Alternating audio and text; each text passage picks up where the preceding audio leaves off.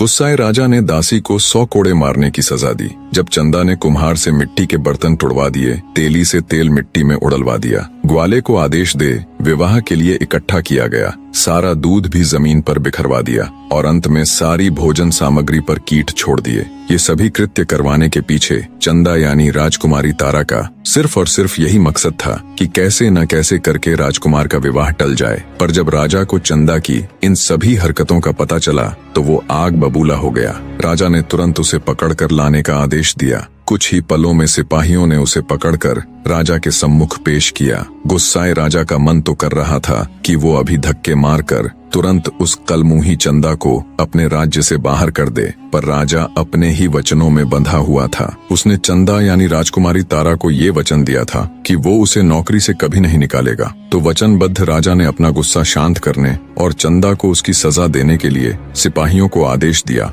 कि इसको 100 कोड़े मारे जाएं। कोड़े भी ऐसे कि हर कोड़े के साथ इसकी खाल उधड़ जाए। इसको पता तो चलना चाहिए कि इसने क्या जरूरत की है। राजा के आदेश पर राजकुमारी तारा को 100 कोड़े लगाए गए। कोड़े लगने से घायल बेचारी चंदा खून के आंसू रो रही थी। मारे दर्द के वो बिलबिला रही थी। कोड़े मारने की सजा पूरी होने पर सिपाही उसको उसकी झोपड़ी में छोड़ जाते हैं। वहां उसे उसी हालत में पड़े पड़े एक दिन और निकल जाता है। किसी ने भी राजकुमारी तारा की कोई सुध नहीं ली। एक तो कोड़ों की मार, ऊपर से राजकुमार की शादी का दुख, मानो दुनिया जहान के सारे दुख बेचारी राजकुमारी को एक साथ मिल गए हों। उसे सबसे ज्यादा दुख तो इस बात का था कि कल ही राजकुमार अभिमन्यु की शादी है। राजकुमार की शादी को टालने की उसकी हर योजना असफल हो चुकी थी। दुखी बैठी राजकुमारी तारा के मन में फिर से एक विचार आया, जिससे उसकी आंखें एक बार फिर चमक उठी। अचानक वो अपने सारे दुख दर्द भूल एक नई ऊर्जा के साथ उठ खड़ी होती है और अपने दर्द को भूल